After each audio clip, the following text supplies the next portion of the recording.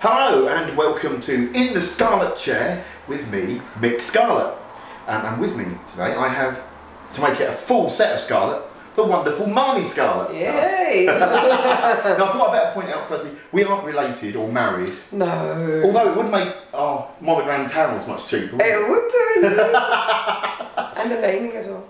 Yeah, that's it, see. We could have all monogrammed everything. Yeah, we could have a baby called Scarlet Scarlet. Yeah. Scarlet Scarlet. Do you know that in equity, right, there is someone called Harlot Scarlet? Oh, I just got my equity. Oh yeah, cool, join the club. Welcome to Yay! Now, I was going to try and write a fantastic introduction, but I'm not entirely sure that I'm going to do you justice. So instead of spending hours trying to think of how to do it, I'm going to be lazy and ask you to do it for me. So can you introduce yourself? Well, I'm Marnie Scarlet. I'm a costume designer as well as a performance artist, and I delve in the world of fetish and a bit of burlesque occasionally, and a bit of performance art even, and sort of mix them all together. Throw a nice hat on it, put a collar around it, some heels, and sort of go out there, grab it by the balls and chuck it on stage. That's more or less what I do. Cool. Now, say someone out there hasn't seen one of your performances, what should they expect? Mayhem, usually. Depends. Some of my acts are mayhem, as aforementioned. Some of them are a bit more sort of dance-based, a bit lighter. But generally I try to do something that's personal to me, that I would love to watch, and something that I think would also entertain, but it's a little bit different, because it's nice to put something out there that hopefully hasn't been done before. Maybe not completely unique, because no one can reinvent the wheel, but something that's a little bit special, I guess. So what is the process when you're coming up with a performance? Where do you start? Because I've always thought that. It always starts with a costume. Proud to be shallow. It always starts with a costume.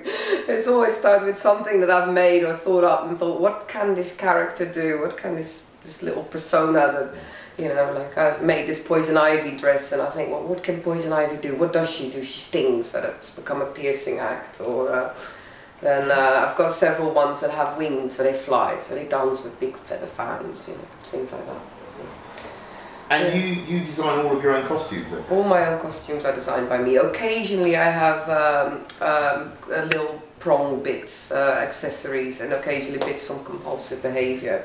But the bulk is always done by me, and if I do use bits and bobs from other people, it's usually because it fits into the aesthetic. Now, I know that you've performed at burlesque nights, which is all very big at the moment. Yeah, sure. Do you see yourself as part of that scene? Yes and no.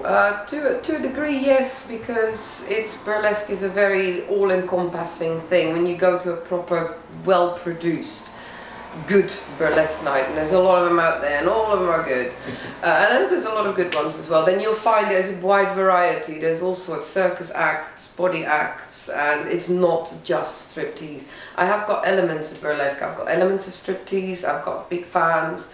I do think I don't conform to traditional burlesque standards, because it's just not me. It's not that I don't like it, it's just not my thing. You know, it's not what suits me. But yeah, no, I don't sort of, yes and no, a bit of each. Very avoiding.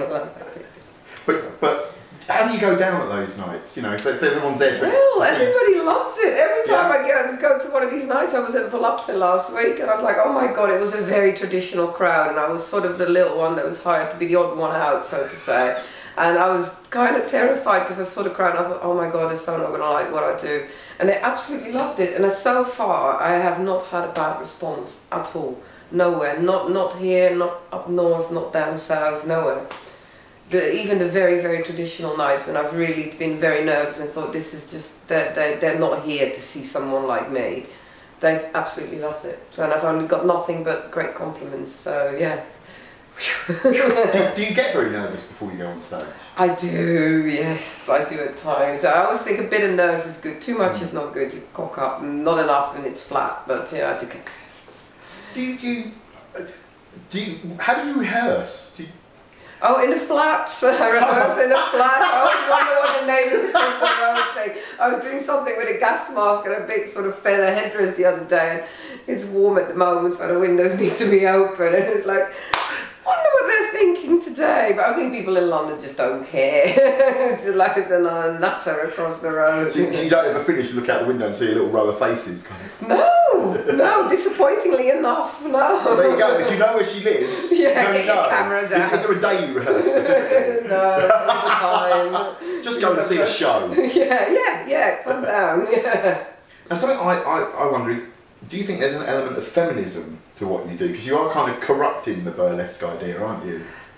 Not intentionally corrupting it and not intentionally feministic, I guess. I'm just out there to be me, doing what I like to do, primarily, selfishly.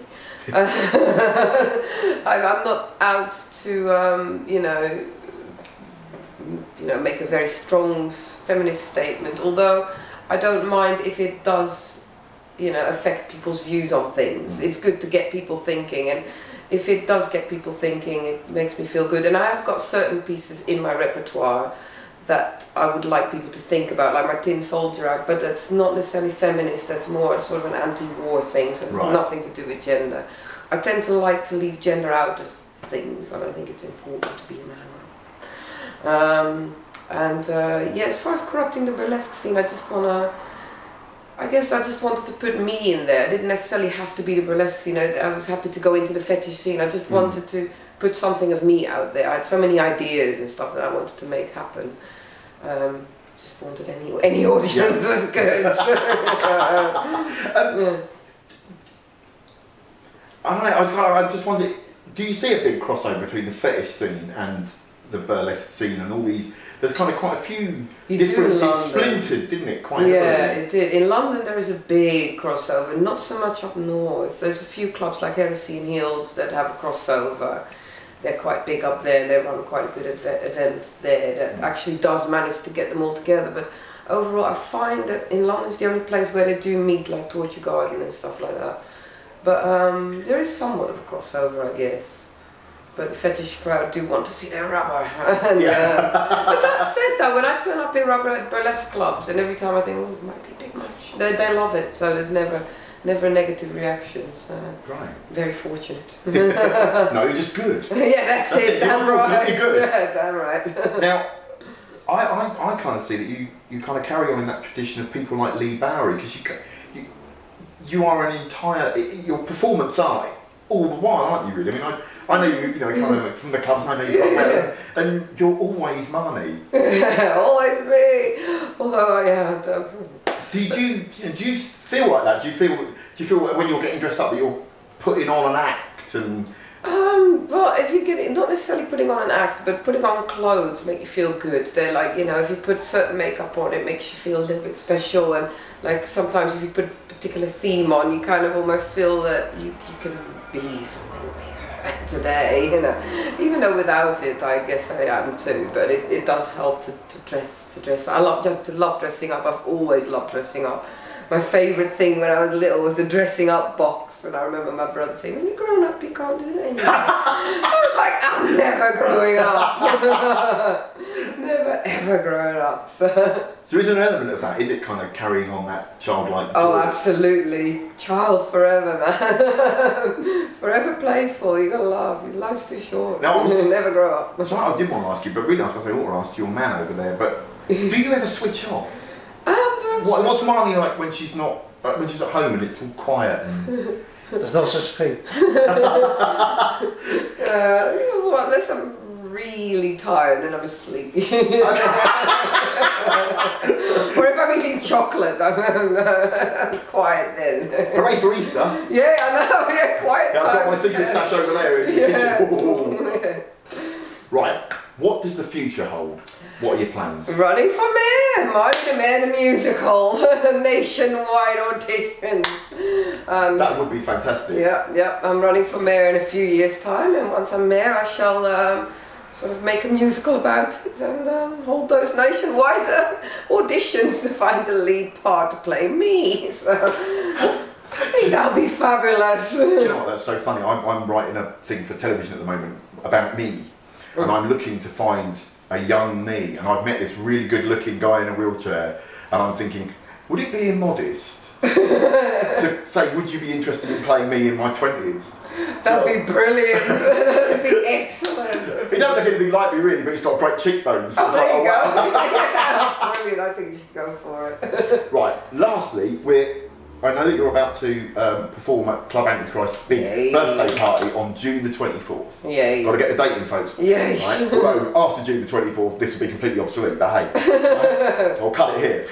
What have you got lined up for us on that night? I've got a very rubbery splosh act lined up. I'm going to have a very special Marnie Scarlet birthday cake act lined up. It's going to be a full latex, a little bit of striptease, some layer rubber come off, and there'll be whipped cream and sparklers and mess and makeup, and it'll be fabulous. So it'll be mayhem. Stand well back. Yeah, I was going to say, everybody there in the best outfits coming. Yeah. Oh no! Not me! No, it'll be very good. I'm really looking forward to it. I'm actually, I've started the design of the outfit already. It's going to be really good. It's going to have like a hood and it's got like all sorts of lovely pieces to it. And I'm going to start making it by the end of this week. Yeah, it's got lots of time, it's fine. Yeah, no, so... But you say that and then it rushes up. Yeah, I know, and then it's gone. Won't be able to rehearse that in the flat very much. No. Yeah, well, that would be bad. Yes. Unless, of course, you fancy some cake and you're outside the window with the cake But I'm looking forward to that one. I've done the splosh acts before and they're always good fun. What other shows have you got lined up?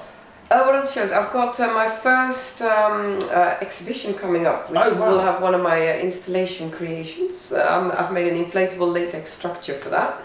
So I'm looking forward to that. That's at the Resistance Gallery on the 5th of May that opens. And I'll be performing there as well, so that'll be good fun. Then I've got some shows in my home country lined up in Holland. Oh, great. In Haarlem. And I've got some shows in Cannes and New York, so rock and roll. Travelling the globe, yeah, it is indeed. It is indeed, yeah. Well, I think that's it. Oh, thank you very much. Yay, thank you. There you go, everybody. Much enjoyed. Marnie Scarlet. Well, hey.